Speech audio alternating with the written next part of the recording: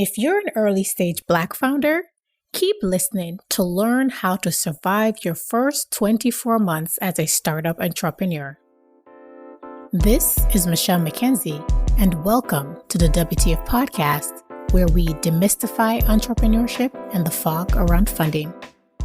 I'm speaking with Fernando Cabral, who is the co-founder of Jassy Africa, which invests in African tech-enabled startups and ecosystem builders by providing world-class expertise, operational support, and access to a global network to help these startups build the future of Africa. In this episode, we discuss how Jassy Africa is empowering African and Afro-descendant founders and supporting entrepreneurship ecosystem builders, how he's working to change the entrepreneurship ecosystem in Portugal for Black founders through the Afropreneurs initiative, and how to survive your first 24 months as a Black founder. Fernando, welcome to the WTF Podcast. Thank you, Michelle. It's a pleasure to be here. It's a pleasure having you. So tell us, what is Jassy Africa and what's the problem that it's solving? Jassy Africa. Let me start with our mission. Our mission is really to empower innovation in the African continent. And we do that in different ways. So it's quite difficult to label Jassy Africa because we do so many things. But the approach that we follow is a very holistic approach to innovation in Africa. So we work with startups. That's the main drive of what we do.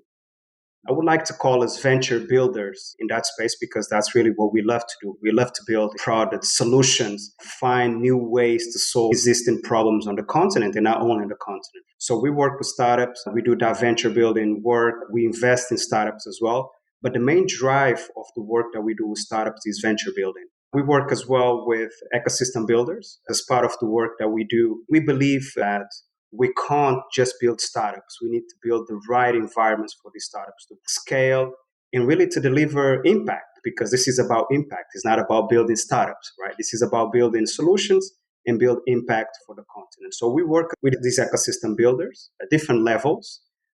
We support them, we invest in them, and we make sure that the same way we have good startups, we have good supporting ecosystem builders as well. That's another part of what we do. We work with government as well, mainly around policy to influence and to make sure that we have robust policy frameworks to support the entire ecosystem, because that's quite important. And of course, we work with the private sector, development organizations as well. So as you can see, the work is quite wide. I like the term that you use, venture building.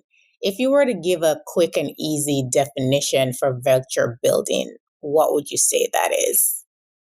Venture building is all about identify potential ideas or good ideas, understand the problem that they're solving, and then build all the infrastructure around that to make sure that this business grows. Product is only one side of it. Usually people look a lot at the product. What is the product that you have? What is the product that you're building? Of course, product is important, but it's also about the business model.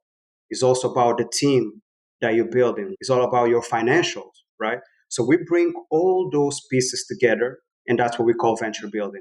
And one important thing as well, Michelle, is the management side. We can't forget that we're talking about businesses. These businesses need to be managed because they have operations, they have all that. So it's not only about product, and a lot of venture builders focus only on the product side. It's the entire infrastructure required to build and scale these businesses. Where do you target the venture building support Jassy Africa provides? Are there specific countries or markets in which you work?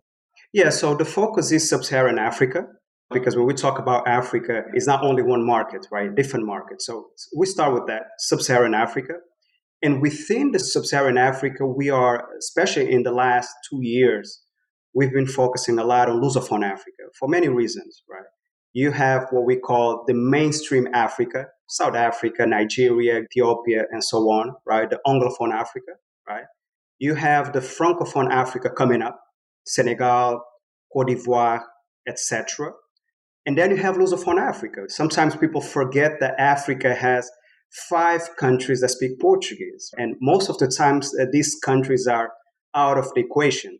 So we've been focusing a lot on those 5 countries, Angola, Mozambique, Cape Verde, really to bring these ecosystems as well up to speed and to be part of this innovation narrative on the continent. So just to say that Sub-Saharan Africa is our focus, but we've been giving a special attention to Lusophone Africa. So we know that less than 1% of Black founders are included in the startup ecosystem in Portugal. Let's talk about an initiative that you've started called Afropreneurs. And I think that's how we initially connected last year, I believe, and had a chance of meeting in person while I was in Portugal last summer. What is this initiative doing to address that problem? Actually, Michelle, I would like to start by saying that I wish we didn't have this initiative, right? I wish we didn't have to talk about 1% of Black founders included in the Portuguese ecosystem. But if you look at the numbers, it's not only in Portugal, right, Michelle? If you look across Europe, there's not a consensus around the number, the exact number, but we know it's less than 1%. It's not only Portugal. We're just using Portugal as a case study, as a starting point for the work that we have to do. But we know that it's less than 1%. So let me tell you a little bit how this started. As I mentioned before, Jassy Africa focus is Africa, right? And people have been asking us, but why now you're doing some work in Europe? It's important to clarify this, Michelle. We can't talk about innovation in Africa without talking about the African diaspora. And African diaspora is across the world. And if we think about how can we empower this innovation agenda in Africa, how we can capture resources, we can't forget the diaspora. So when we talk about Black founders across the world, we're talking pretty much about the African diaspora. And we can't do the work that we do at Jassy Africa without looking at that diaspora. As part of that agenda, because we're based in London, in UK, of course, we're part of the European ecosystem. So we've been around, we travel across Europe, we've been involved in the UK ecosystem, so we know what's happening. For family reasons, we end up spending some time in Portugal as well. And we noticed that in all the different events that were happening, all the startup events, conference, the number of Black founders was like minimum. If minimum, and I think I'm being optimistic, right? So we start asking around, so what's happening? Where are the Black founders in Portugal? Where can we see Black-led startups? Where can we see data to support this? And everybody was saying, no, there's no data. We don't know the number. We don't know where they are. Some people saying, especially investors saying, oh, there's a pipeline issue. There's supply, but there's no demand. We don't see them. We hear we have the funds, but they don't come. We said, but we need to have some data to support this. We look around, Michelle, and we couldn't find any data. And of course, the work that Jassy Africa does is not really research, right? But we say, look, but for us to do the work that we need to do, we need data, right? Because we need to have an objective approach. So we start looking around. So we took a sample of around 1,500 founders in Portugal. We took this sample and we just looked, what is the number of Black founders in this population, right? Because there's no official data. And the number that we came up with is 0.8%. It's not even 1%, Michelle. 0.8%. And we say, look, and the question is not, there's not Black founders or Black-led startups or companies in Portugal. The question is, they're not included in the official ecosystem. They exist, but they're not part of the ecosystem. And the next question was, who they are, where they are, because we know that they exist. Who they are, where are the issues or challenges that they are facing. How can we support them, Michelle? And to do that, of course, we need data. So that's why we decided to come up with the Afropreneurs initiative, really to first gather that data to make sure that we had that data to support the work that we have to do. And then after that, you come up with recommendations, a roadmap to start bringing these Black founders to the front line of these ecosystems. So besides finding out that only 0.8% number, what other important data was surfaced in that research, and what's the roadmap that you've put together based on data collected? Yeah. So as I mentioned before, the black founders are there. One interesting thing that we found is that if you look at the incubators and accelerators, you don't find black founders there. And when we talk about pipeline, Why is doesn't that, that's Fernando, that you don't find them in these incubators and accelerators? that's an interesting question in that you don't find anyone with a very specific answer on that. Our perspective is because in these programs itself, you don't see representation. When you look at the mentors, the programs, other peers like peer founders, even investors, you don't see black people there. So I think representation is one thing, and I think is as well the lack of knowledge of these supporting infrastructures for the journey, right? And there's a lot of work to be done there, Michelle. So there are many reasons. We don't have one answer, but we see different flavors of that. So, what's the Jassy solution? We're part of the solution, Michelle. Okay, we don't like to say that the solution will come from Jassy Africa only. We're part of the solution, and as part of this Afropreneurs agenda, we're doing a lot of work on bringing the ecosystem together. Right? We don't want this only to be Jassy Africa trying to do something. Right? So we're bringing this data to the forefront, but we're bringing this data to sparkle those important conversations. Right? So the entire ecosystem has a role to play. Our role, Just See Africa, of course, is to bring the data. That's very important. To bring the right context, because that is not only about data, it's about the context around the data, right? Is to bring that context, is to bring the right players together to have the right conversations based on very specific and objective pain points that we're finding. And of course, as part of our Jassy Africa agenda, come up as well with programs, look at investment opportunities as well for those black founders and try to bring them as well to the forefront. But it's very important to say that it's not only Jassy Africa. We need the entire ecosystem to look at this problem. But of course, we will do our part. Absolutely. So tell me about the part of the equation that Jassy Africa is addressing in terms of opportunities and programs. Yeah, one of the key findings from the report is the lack of investment literacy, the lack of startup literacy. A lot of these black founders don't know what is a startup. They don't know, they want to raise funds, but they don't have that investment literacy. They don't know what products, what instruments, what is the best way. Should we go to VC? Should we go to angel? Should we bootstrap, family and friends, crowdfunding? Many different options, right? And this is one of the angles that we want to address, Michelle, that literacy component to make sure that these black founders understand the game. Before you play the game, you need to understand the game. And that makes a huge difference. And Michelle, let me ask you something, and I know probably your answer. Do we really want to see these black founders playing the game without understanding the game? No. Because if You got to learn the rules of the game so you can you win. got it, You can you play got the it. game without knowing the rules. You'll just be Yeah, spinning your wheels and you're certainly yeah. not going to be successful. So understanding the rules of the game are keys to success. 100%, Michelle. That's exactly what we try to address, right? To make sure that these black founders understand the rules of the game so they can take advantage of the game, so they can play the game with fair rules. It's all about leveling the playing field, Because Michelle. their competitors understand the rules of the Of, game. They have of more course. support for understanding the rules of the game and have people supporting them in the game.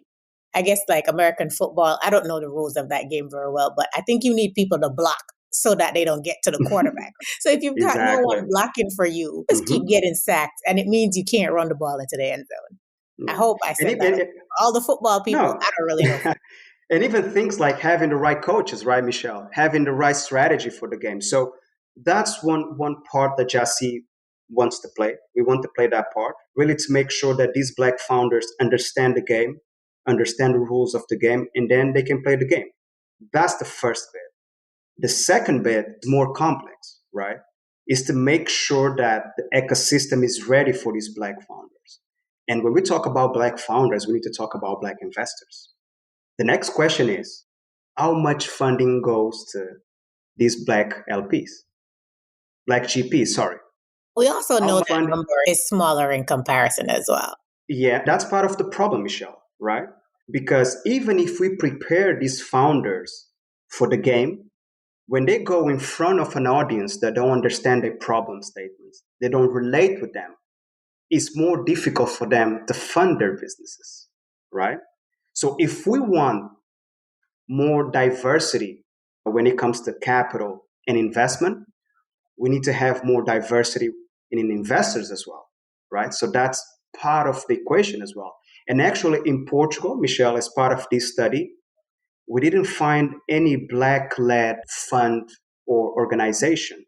So the diversity challenge starts, in the players that are funding these businesses. So that's another part of the equation. Of course, Just Africa, we want to be part of that as well in the investment side. But as I mentioned before, we can't do it by ourselves. So we need the entire ecosystem to be part of the solution. Can I backtrack a little and ask you, how are you disseminating the data that's come out of your research for Afropreneurs? We have a roadmap for that, and we have a roadshow as well, Michelle. We don't want to put just a report out there, right? Of course, we're going to put it on social media or website. We're going to launch a specific website with the report. We'll promote it in our social media channels. But we want to do more than that, Michelle. When I talk about roadshow, we want to go to schools, not only in Portugal, across Europe.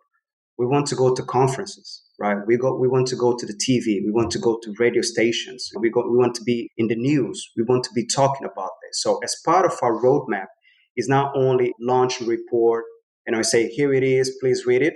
No, we want to create an awareness campaign around the report. So we want to spend this year, 2023, raising that awareness around that data. And once again, to make sure that we having the right conversations, Michelle, supported by the right data.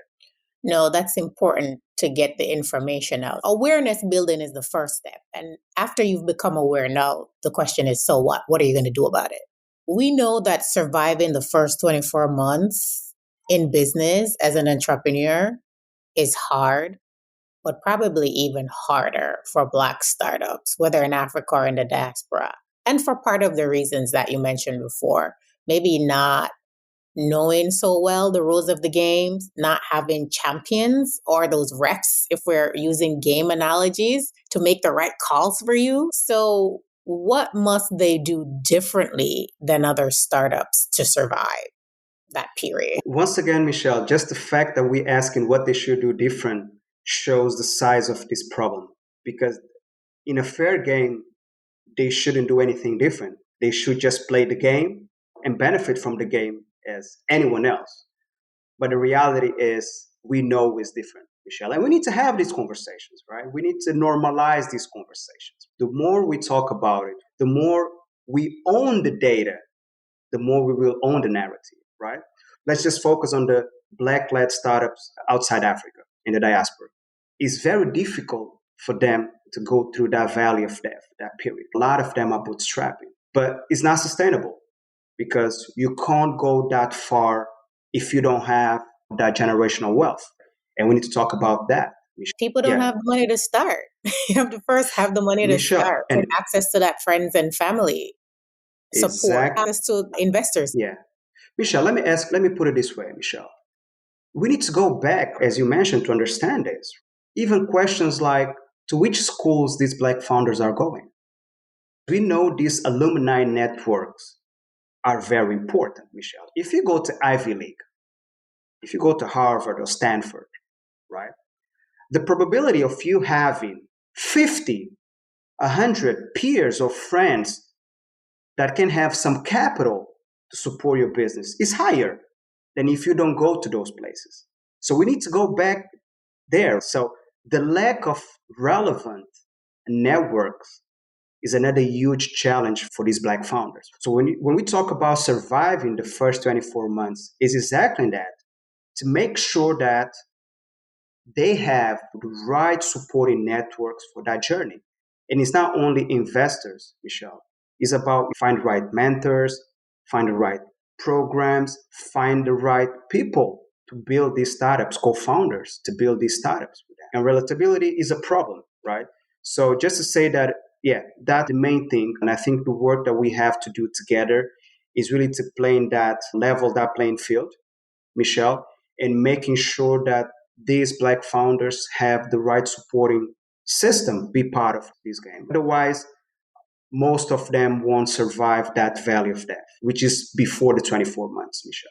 So, with that said, Fernando, how should they fundraise differently? Because we already established that they're playing a little bit of a different game, right? Starting from behind, they're still learning the game. They're a little bit maybe out of their depth because of their level of knowledge and where they're coming from in the game. So, what must they do differently to when they're out there fundraising? Because they don't have, as you mentioned, those connections, whether from alumni, from your school, access to investors, whether at the angel level or otherwise.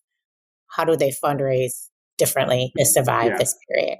Yeah, that's the $1 million question, right, Michelle? And I'm going to share some tips on that. One key tip can be really connect with other successful Black founders out there, because we know there's some successful Black They founders are out there. there. We Yeah. know they are there. We They're know there. them. Yeah. Very successful, right? So I think one way is really to connect with those successful Black founders and understand their journeys. It's not only talk. We can't only talk about connecting to investors, Michelle. They need to connect with other founders. They need to connect with other people that are facing the same challenges, right? It doesn't have to be another Black founder. It might be another diverse founder, right?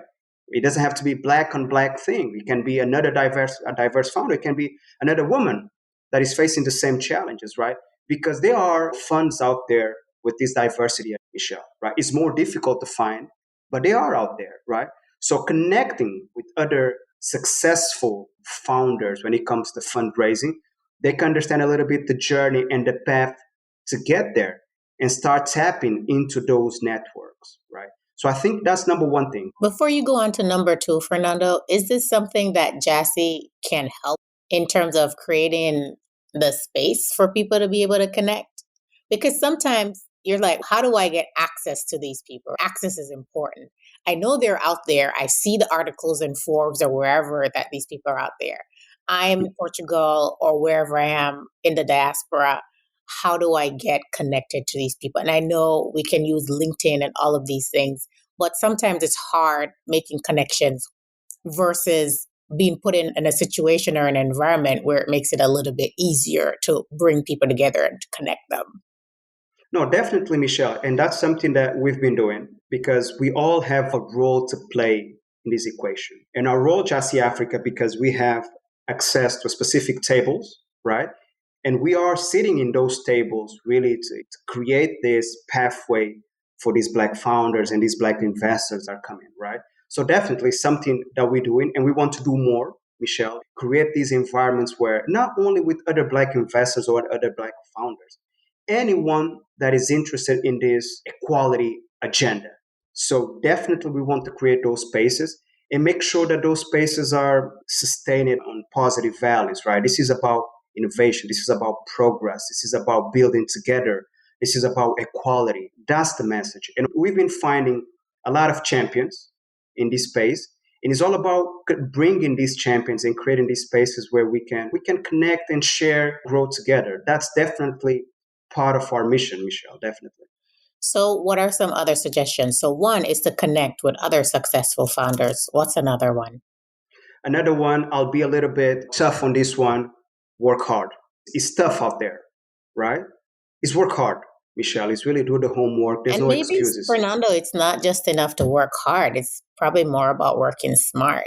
And working Work hard. means having access to the right information. You don't know Point. what you don't know until someone puts you on game. Exactly. So we are in 2023. I've been speaking with some founders, fundraising, and asked them, with how many investors or how many meetings did you had? And some of them say, oh, I had 5. I said, well, 5 in the last day or last 2 days. No, 5 in the last month or 2 months. No, it's not enough. You need to be out there. You need to connect with people. And meetings doesn't mean just meetings with investors, Michelle. Meetings with other founders. meeting with ecosystem players, meeting with anyone that can make that connection or something like that. So just to say, Michelle, of course, everything that we're talking about, we need to create the environment, the infrastructure, but it's important as well for these Black founders out there fundraising, to do that homework. It's 2023. There's no excuses, because when, if you do your homework, if you're ready, and when opportunity comes, you're ready for that. The worst thing you want to happen is that the opportunity comes, but you're not ready for that opportunity.